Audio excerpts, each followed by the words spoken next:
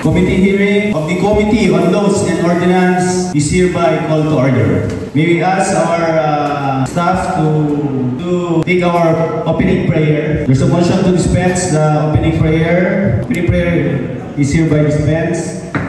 The committee hearing on naming and renaming of the public streets, buildings, bridges, sitios, and similar public places in the municipality of Reyna Mercedes. Our community values and history.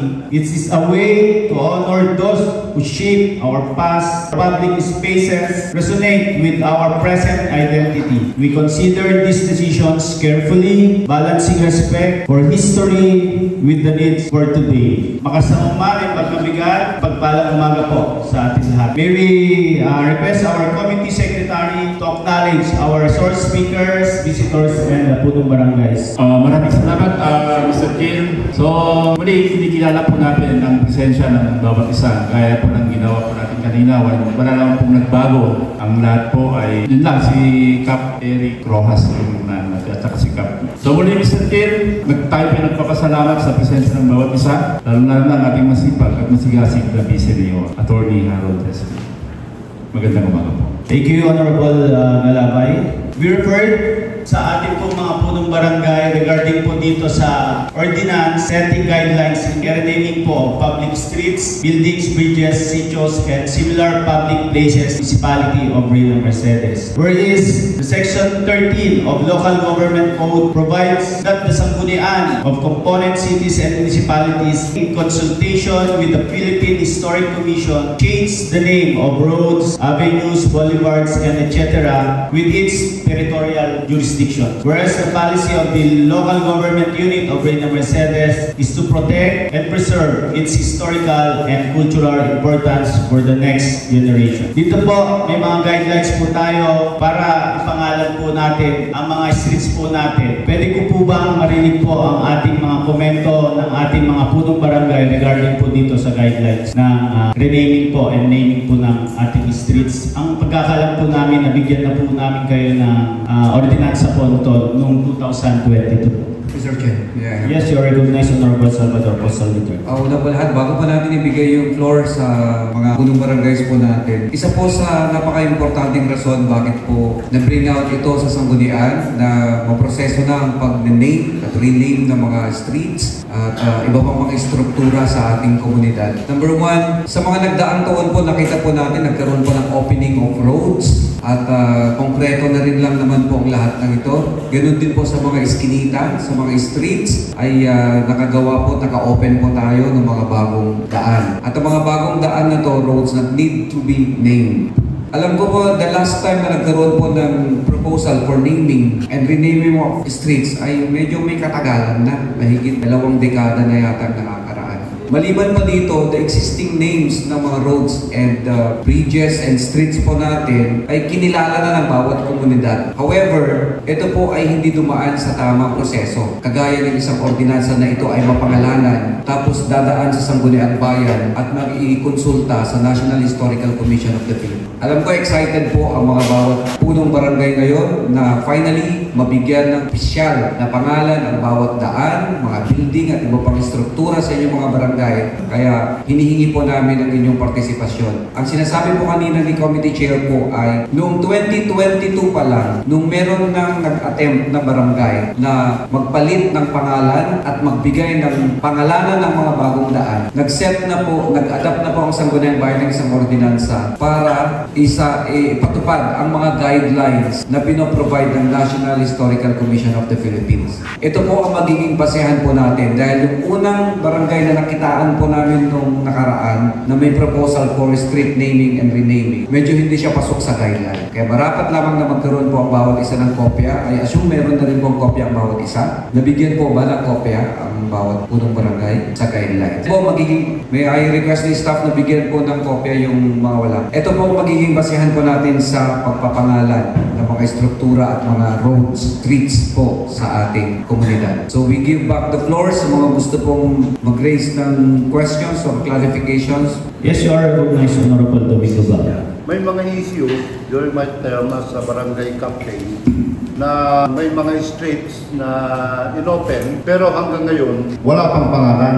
So, kakailanganin natin dito sa Konseho para ma-endorse sa National Historical Commission para may register na isang public streets. And then, secondly, pag nagawa na nito na parang dinonate na natin yung isang matatanggal po dito sa isang lote, ibukod yun, and then Malaysia yung babayaran ng taxes. Ganun ang proseso. So, kakailanganin namin dito ngayon sa Konseho para sa ganun, may mga issue pa kasing dumarating na pagdating ng araw at wala tayong pinanghawakan na dokumento na yung lote na yun o kaya yung road na yun, street, na i-donate, may pagkakataon po na babawiin ng may-ari dahil wala pong kasulatan o kaya donation dun sa street. So kakailanganin talaga natin na kausapin, gagawan natin ng donation yung isang street na ibinahagi ng isang concerned na tao. Lamang po. Thank you, Honorable Domingo Bawa. Sa ating mga punong barangay po, yes, you are recognized, Honorable Galado. Magandang umaga po muli mga... Siguro ang tanong po ngayon dito ay paano po ba? Ano ba ang proseso ng paglalagay ng street name? Ano ba yung dapat kailangan? Pwede bang lagay na lang tayo?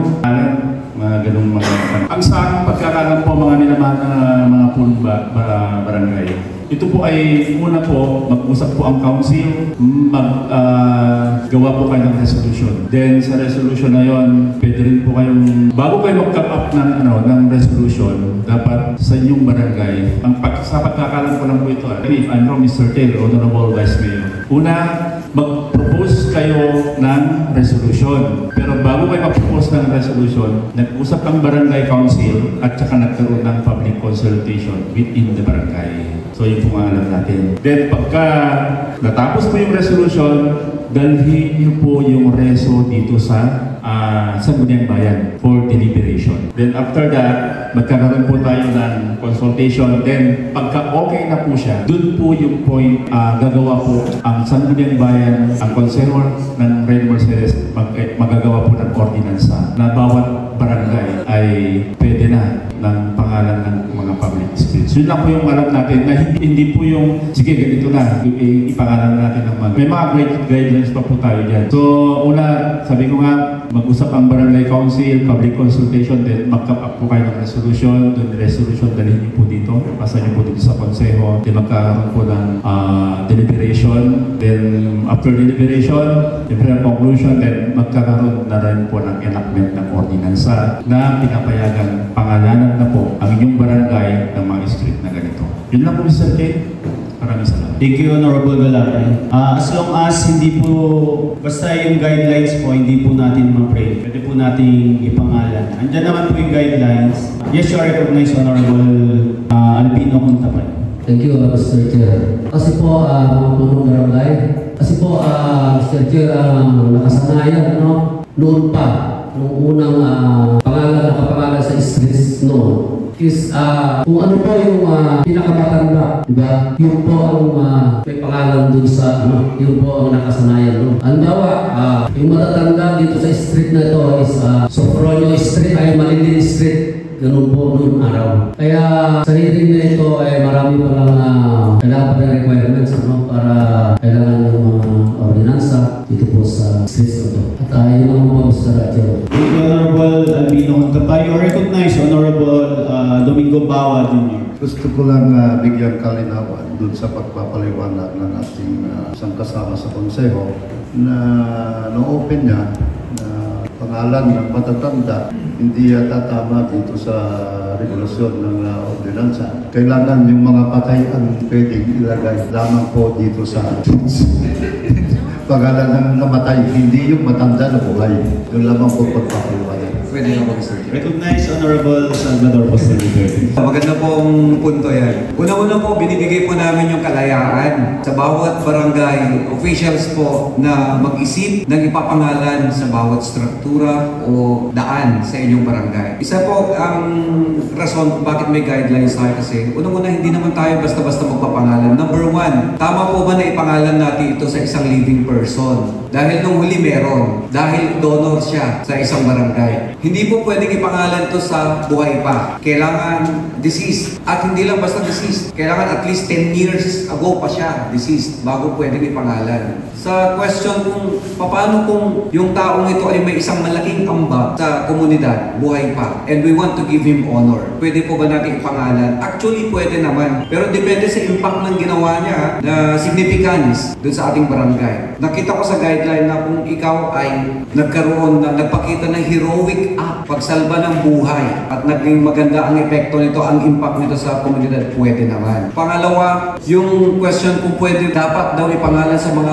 nakatatanda sa lugar. Actually, walang masama doon. Yung mga founders ng ating mga barangay, bakit hindi? Una-una sila talaga may mga malaking ambag at kontribusyon. Pero wag din tayo mag-focus doon lang sa kung ano ang nakasanayan. Alam ko, modernized na tayo na lahat ngayon. Alam ko, meron na kayong mga magagandang naiisip na ipangalan po sa mga lugar na to sa ating barangay. Kaya bibigyan po namin kayo ng kalayaan, liberty na mag-isip, at mauuwi naman po tayo sa deliberation. Siguraduhin lang po natin that this is with consultation, in consultation sa ating mga barangay leaders, dadaan sa public hearing. Yes, Honorable Domingo Bawa, your Yung please. mahina yata yung papaliwanag ko dahil parang ma-atras na ko minsan. Nag-donate ako ng isang street dun sa Malalatang Tunggi.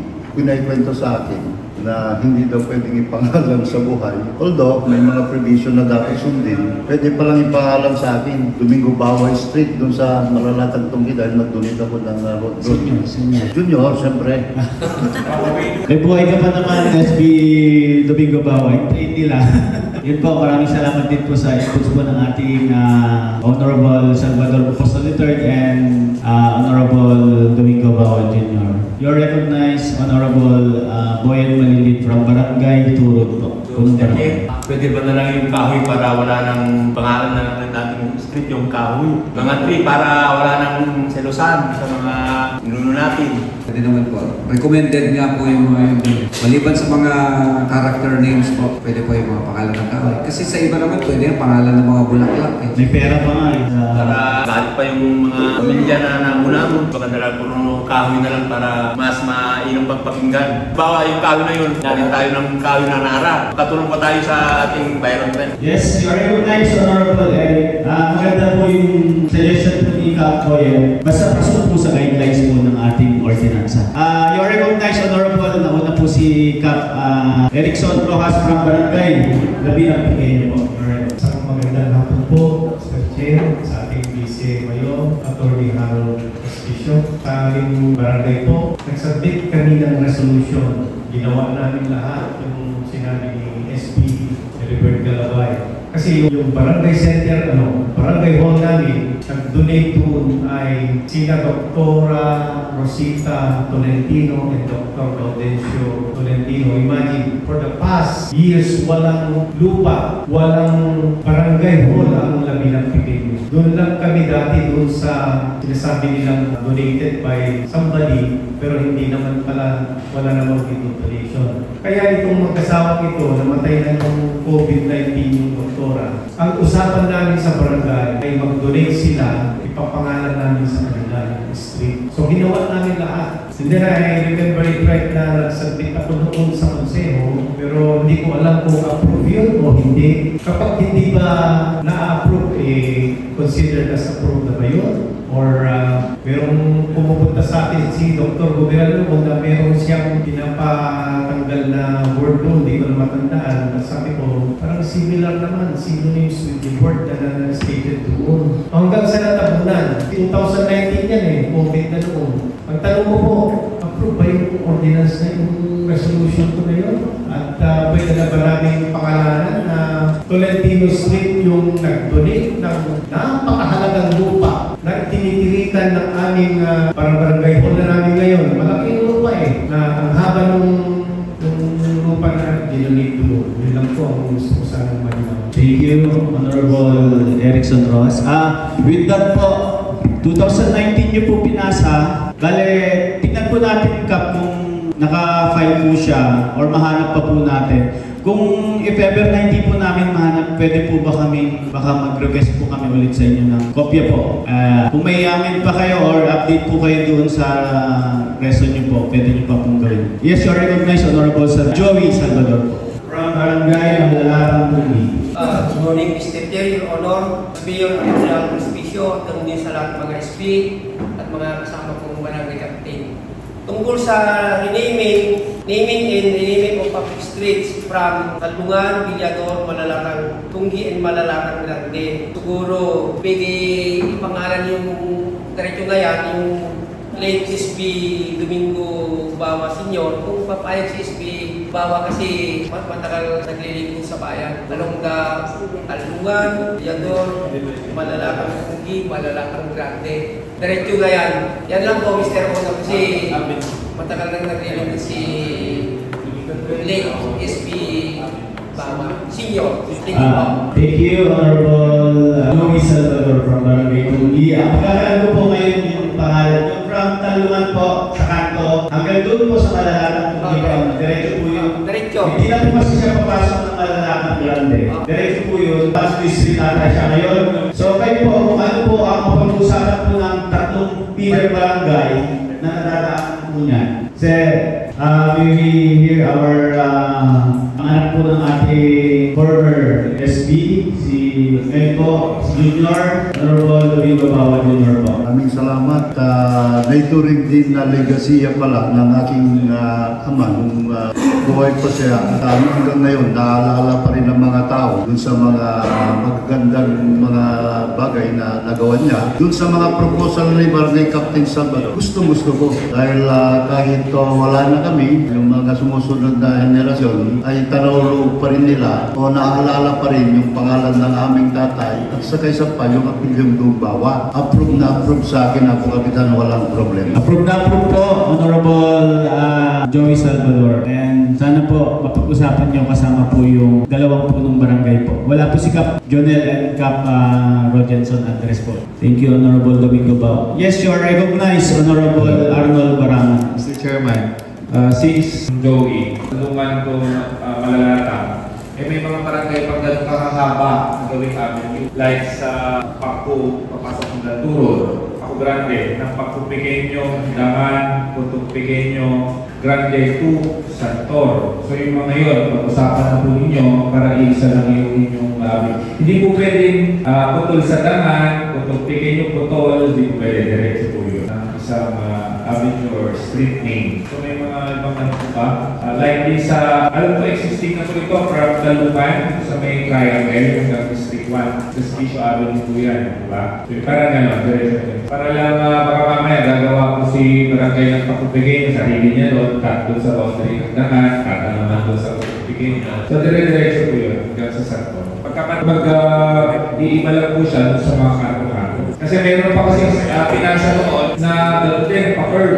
Na-cut yung curve na yun, iba lang naman po. Kasi malilito po yung mag-deliver ng Shopee pag gano'n. Mr. Chairman, thank you. Thank you, Honorable Arnold Barangan. Maganda po yung suggestion ni Honorable Arnold Barangan. Pero syempre, yung dadaanan po ng way na nadaan niya, dapat mag-uusap-usap po yung mga kapitan dyan. Yes, you are recognized, Honorable Galaw. Siguro ano na rin pinakamagandang gawin po natin na po mga kapitan. Yung resolution, i-attach na rin yung po ninyo yung sketch plan ng mga streets ng mga barangays ninyo, then yung proposed day. Para at least pag dumating po dito sa konseho ay makita na rin po namin, then yun po yung magiging guide namin para sa ating gagawin mga public consultation o hearing. Yun lang po, Mr. Chair. Thank you, Honorable Galaba. You are recognized, Honorable Salvador. In addition po, attachment po talaga yun ng inyong resolution na magkaroon ng mapa, identifying kung ano yung street at yung proposed name. And at the same time, yung magiging justification po ninyo bakit ito ang pinangalan ninyo para hindi na po tayo mahirapan pagdating po sa deliberation. Thank you, Honorable Salvador Poster. At yung pagpakinggan natin Honorable Vice Mayor, Attorney Harold Despicio. You are recognized. Alright, maraming salamat po mga kasama sa barangay. Ay nulit lang po, iwanagin ko lang po. Kapag na-adapt na po ng barangay yung pangalan, hindi pa po final yun. Kailangan niyo pong i-submit agad-agad sa amin para kami ang mag-approve. Ano ba yung approach natin na Mr. Apostol? Pabilisan ba sila tapos isa-isa o by batch? Para umandar lang to? Hindi po natin kailangan natin ng by batch, Mr. Vice Mayor. Unang-una kung sino makapag-submit at ma-receive po namin sa opisina, it will be calendar na po sa ating official business ng session. So kung isa o dalawa lang makapag-submit, yun lang po ika-calendar natin for a hearing. Alright. O ganun po, mga barangay captain, kung gusto nyo na pong baguhin yung pangalan ng mga street sa inyo, bilisan nyo na lang pong lumapit sa amin para matake na namin dito at may pasa na namin yung ordinance para mabago yung pangalan at magamit nyo na kaagad. At interesado rin po ako mga kasama dito sa Konseo kasi pwede bang ipangalan yung isang street sa isang alamat? Kasi merong isang alamat sa likod ng bahay namin, merong street, meron daw nagmamahalan noon ang pangalan Conching at saka Doming. At parati daw silang nagde-date doon. Parati daw silang nagde-date doon, napakatagal, at parati silang naglalabing-labing doon. Kaya naisip namin, gusto namin ipangalan sa kanila yung pangalan. Ayaw naman namin ipangalan Conching lang, ayaw naman namin ipangalan Doming lang. Baka pwedeng paghaluin namin yung pangalan, yung unang syllable. Pwede ba mga kasama Condom Street?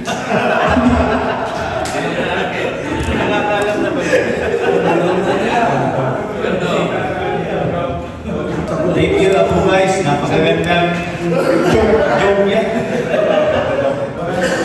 You're recognized, Honorable Arnel Barano. Mr. Chairman, para rin sa mga barangay kapitan, kasi nagsuggest si Apo Kapitan malilig ng mga kahoy. Baka mamaya lahat ng barangay, puro kahoy ng street name. Di po ba? Baka magkaroon ng... Kung yun ang gusto nila, Apo SB. Di ba magkakaroon ng kalituhan yun? Barangay na lang ang ano doon, ang difference. Marami din naman ganun na. Na-restrict ng turon, na-restrict ng pagpugrande, mga gano'n. Pwede lang pag-usapan kung itong barangay na doon, ginamit niyang kahoy sa kanila. O kung lang gamitin ang kahoy, gumamit ka na ng iba. Okay. Yes, sir. Recognized, Honorable Galao. Thank you, Mr. Kim. Yun po yung yung sinabi kanina. Halimbawa, nag-submit si Barangay Turo, ginamit niya yung kahoy. Then nag-submit naman si Barangay Santor, ginamit yung kahoy. Kung dun sa sinabit ni Barangay Santor ay ginamit na ni Turo, pwede nang ipalitan na lang po siguro para hindi. Kasi marami naman po tayong mga klase ng kahoy. Kaya unahan na lang po yan.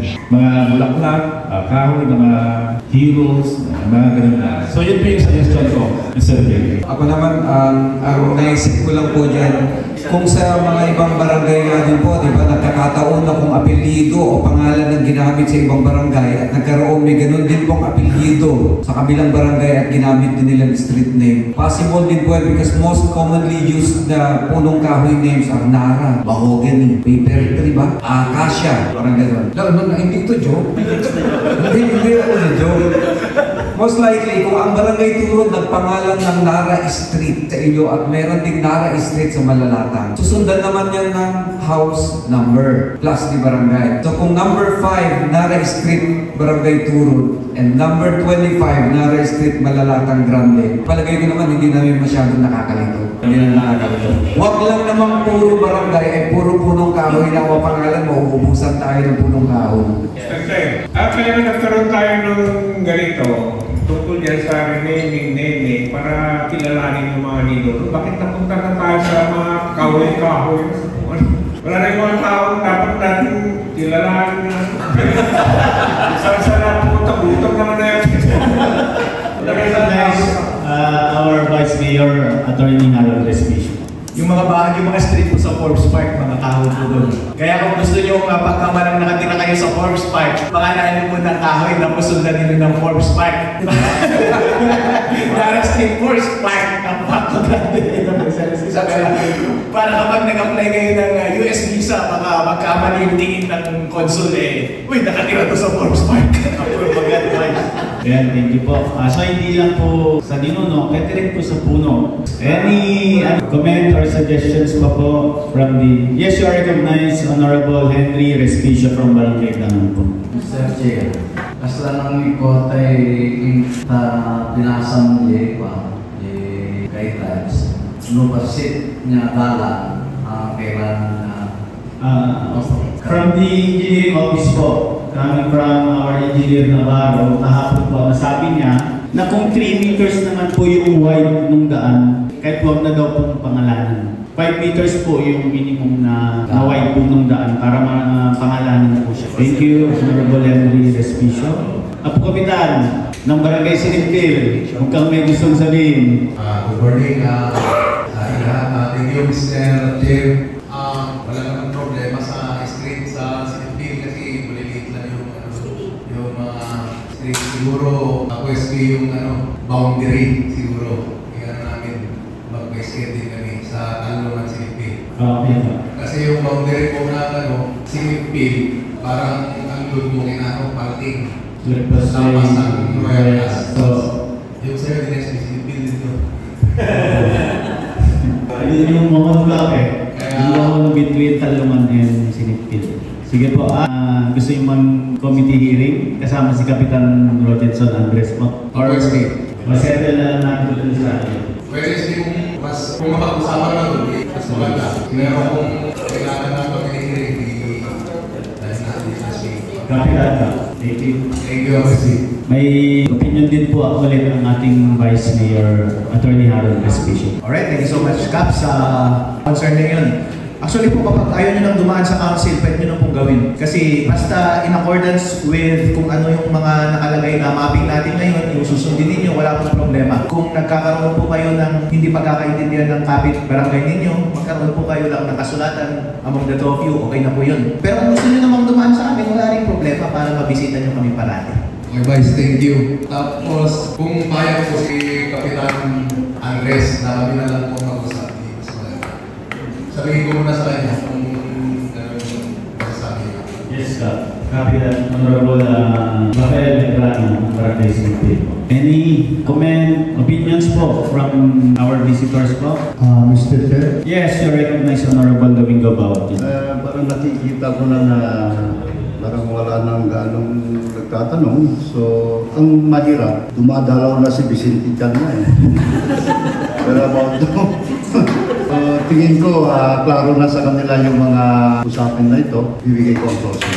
Thank you, Honorable Domingo Bawa. So, wala na pong pag-usapan. Maraming salamat po sa ating mga kapitan na dumalo po ngayon sa ating committee hearing. At sana po, masunod po natin yung guidelines para pagtaas po ng mga resolution nyo sa amin, approve po natin agad. Sa budget, yes, you recognize Honorable Arnold Barangan. Hello mga sir.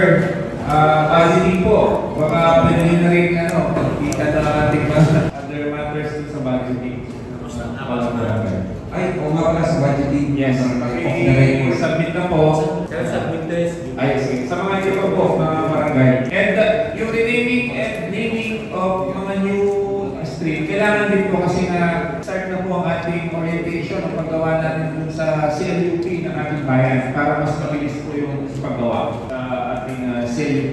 Maraming salamat. Hello po. Okay, off the record po, nabanggit din lang yung budgeting. Pina-assign po sa amin yung, sa akin gawin na lang yung sa budget po natin BTRRM. Kanina po, initially, marami na po ako nakita hindi maganda yung presentation ng budget po natin sa BTRRM. Kung gusto niyo po ng konting assistance ulit, kagaya ng ginawa natin ng huli para masunod po yung thematic areas po natin sa disaster, kakausapin ko na lang po yung iba. Yung iba po, okay. Pero marami ako nakita may problema sa BTRRM. Sabi na so, barangay na marami po siya. Yes, yes, maraming salamat po sa ating Eldrin Committee on Health. Yan, lapitan lang po natin si SB Tony Apostol. So, if there's no other matter to be tackled, committee hearing of Committee on Laws and Ordinances is now adjourned.